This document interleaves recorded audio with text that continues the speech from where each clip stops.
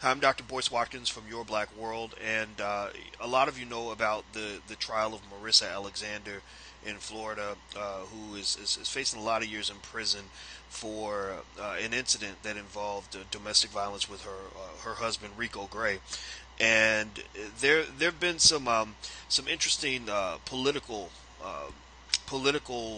developments surrounding the case. Lots of protests around the country. Lots of people who are fighting for justice for Marissa, as they should fight for justice for Marissa. Now the question is, what does justice mean? Does justice mean that she's automatically acquitted, or does justice mean that the truth is unveiled? Well, I wanted to kind of dig into this a little more, so I reached out to someone that I respect. Because he has honesty and integrity, and he tends to just lean on the facts. His name is Mr. Ken Williams. He's a former Brockton police officer. He was on the force for 20 years, and he just does great analysis. And so I want to ask Ken, how you doing today, brother? Hey, how's it going, Doctor? Thank you for having me. Oh, no problem, man. And I always ask you this: it's Brockton, not Brockport, right? Brockton, correct. Thank you. Okay, I should write these things down. That just shows how amateurish I can be. But I'm going to keep it moving. Let me ask you this.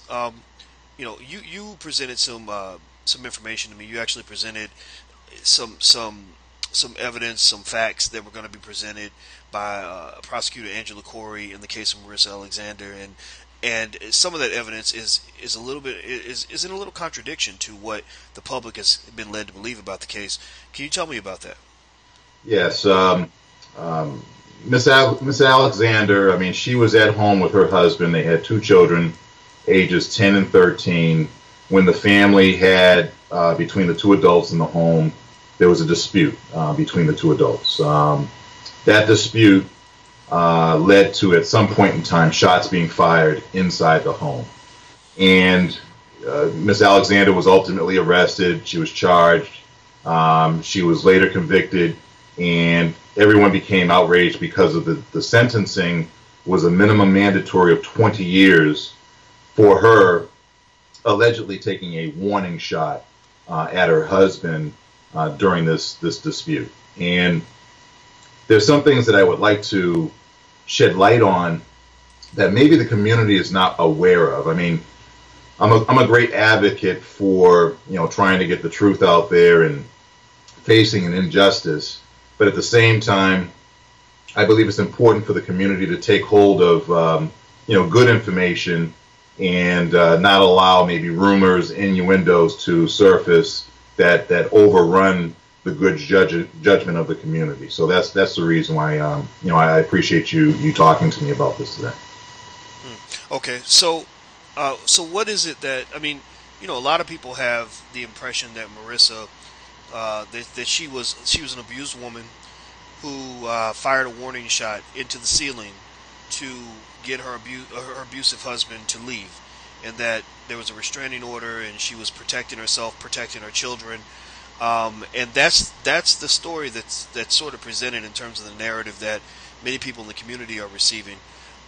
When you have gone through the evidence of the case, and I know you're a guy who digs deep into cases, you don't just sort of look at what people are saying, you look at what's actually there.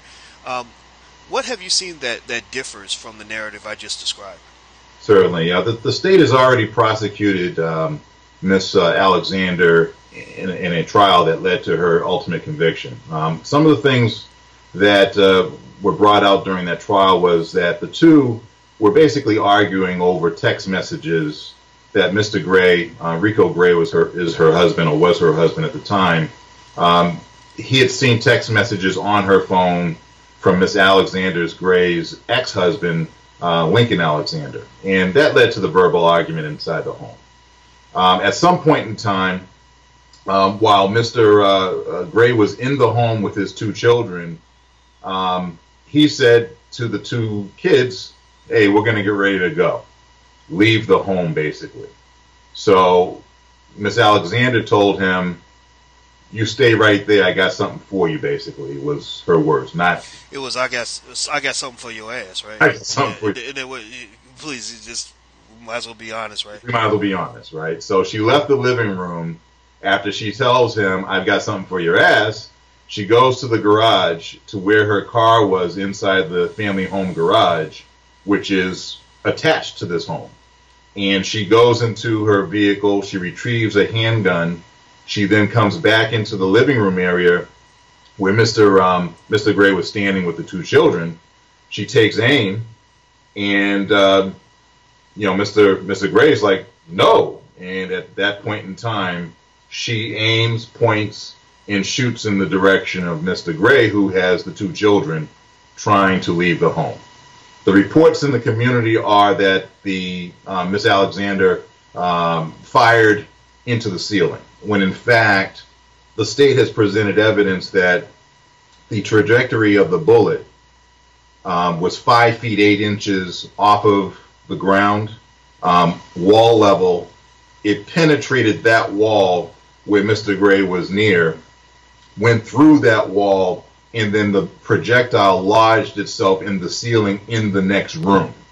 So that may be where some of these reports came in about her firing a warning shot that went into the ceiling, when in fact she was firing 5 feet 8 inches into a wall where Mr. Gray was standing. Interesting. Well, I saw, I'll admit that I became curious when I saw that there was an interview with Mr. Gray, and, my initial thought was, honestly, oh, Lord, here comes a guy just trying to make himself look better when he's been called out for his behavior. But I said to myself, I said, well, it's important to hear both sides of the story, because I can admit I've been an advocate for Marissa. And so I listened to the interview, and I trust my instincts, and I also trust facts, though. I trust evidence. And there was a lot of evidence presented that says that there's certainly another way to look at this situation. One thing, for example, when they asked him, have you ever abused Marissa or put your hands on her, he said absolutely not. He said that there's no evidence of me putting my hands on her because I never did. He said there's no pictures out there, and the guy kept repeatedly asking him, what else is there out there to prove that you might have abused her? And he said there is nothing, because I didn't abuse her. And when you just go down the list, I remember seeing a quote from one of the kids that he was holding when the shooting took place, and I think he said something like, I thought I was fixing to die. So the child said, I thought that she was going to kill me. And I just don't think you can ignore this. I mean, you have to look at this. And, now what that means for people, I don't know. But I think, at the very least, it says, and maybe you'll agree with me, and I'll let you get the last word on this. It says that looking at the evidence might be a good approach before just jumping on one side or the other. That maybe there is more to this than meets the eye. What are your thoughts on that? Well, I mean, Mr. Rico Gray at the first trial testified how Miss Alexander put a bullet in the chamber while she was standing and he was standing with the children in the living room. This is in the trial transcript. So if you have a person that ran from what their perception is a domestic violence situation. So let me just back it up for a second. And I want to make sure I say this properly for all the domestic violence victims that are out there, because in no way are we trying to say, we're offering Mr. Gray a benefit of doubt over Miss Alexander. That's not what we're saying here. What we're trying to do is parse out for the community the steps. As this case has been already tried and has already had transcript testimony too, there was an altercation between two adults, a verbal altercation. Even if it elevated itself to a physical altercation, that's not what came out during the trial. It was a verbal altercation. Ms. Alexander took the approach to leave the home, even though Mr. Gray said that he was going to leave the home with the two children.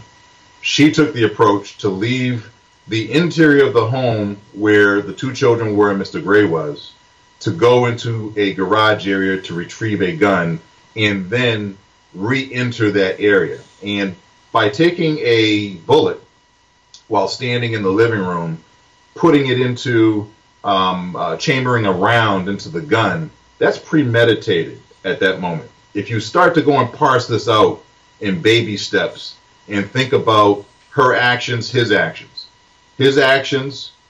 based on the testimony of two independent witnesses, are the children, 10 and 13 years of age. I don't think a child's going to lie about the fact that I thought I was fixing to die if that's what the child witnessed. And I don't believe, based on the totality of what Mr. Gray is saying, that she put a round in the chamber in the living room is a lie based on the child saying, I thought I was fixing to die. The child obviously witnessed something that was going to be an imminent, threat to the child's welfare. And then to point, aim, and then fire into the direction of Mr. Gray with, the two children being present means that Miss Alexander took unreasonable steps that were unbelievable as far as negligence to put not only Mr. Gray in harm's way, but her stepchildren in harm's way. And when you think about the totality of this episode, and then you take the information that the community received after the arrest, during the first trial, there's a lot of misinformation going on out there. And as an activist and as a former law enforcement officer, I like to deal with as close to factual information as I can to form the most reasonable opinion that I can to either help a client or help myself understand what is occurring a lot better. There's no way that the police or the state prosecutor's office could change a projectile going 5 feet 8 inches into a wall where Mr. Gray was standing and then have it going into the ceiling into the next room and omit facts that somehow benefited Mr. Gray. These facts are the facts that benefited Mr. Gray because these are the careless actions of Ms. Alexander at the time when she tried to go and harm people or potentially harm people in the home. Now, the community can't, I don't believe, if you take the facts and you take the issue of the fact that the welfare of people's lives were in jeopardy, that's very hard to dismiss. Now, if we want to separate the fact that, yes, Miss Alexander committed a wrong, she was put into a situation of having to face punishment for her wrongful acts, and we want to discuss the fact that 20 years is a harsh sentence for someone to receive for, attempted murder or firing a shot that didn't strike someone. That's a great debate. But I also want people to realize that, and I'm not a fan of some of the actions that have occurred in Florida. I am very reasonable and very fair, and there has been the Zimmerman case where State Attorney Angela Corey has done a poor job, I believe, with that prosecution in that case. And there have been other cases. Michael Dunn, in his prosecution, I believe, was he ultimately was found guilty, but still, how the evidence was presented was bad. Some of the arguments that the state made, I believe, could have been better. In the case of Ms. Alexander, the evidence is very, very, very firm that she committed an act. Now, the state came to her and said, look, Ms. Alexander, you have a jeopardy here of potentially 60 years for aggravated assault with a gun under the 10-20 to life rule, which is an enhancement punishment of law that they enacted down in Florida for people who possess a gun, fire a gun, and pose a danger to the community. They came to her and said, look, instead of us prosecuting you for 60 years, or potentially you have, at this point in time, we'll reduce it to a 20-year jeopardy, why don't you take a plea deal of 3 years in prison and let's call it a day? She had her options. She chose to reject the 3-year plea deal. She took her chances at trial, and then the verdict came back guilty with a 20-year jail sentence. That is when many, many people jumped on board saying this is a travesty of justice. It's unjust because she is receiving a 20-year penalty for something that was a warning shot. And I believe that's where the community became misinformed about these facts. Well, just to give some more facts, it looks like it's interesting because the jury convicted her in about 12 minutes on 3 counts of aggravated assault with actual discharge of a firearm.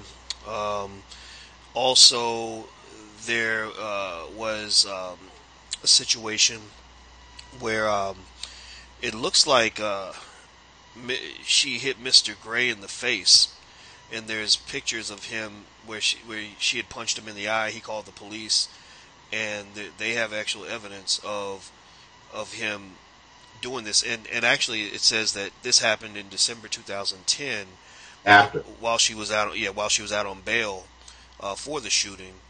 Um, and so it's interesting. I mean, it definitely says that this situation was probably more complex than we might want to make it out to be.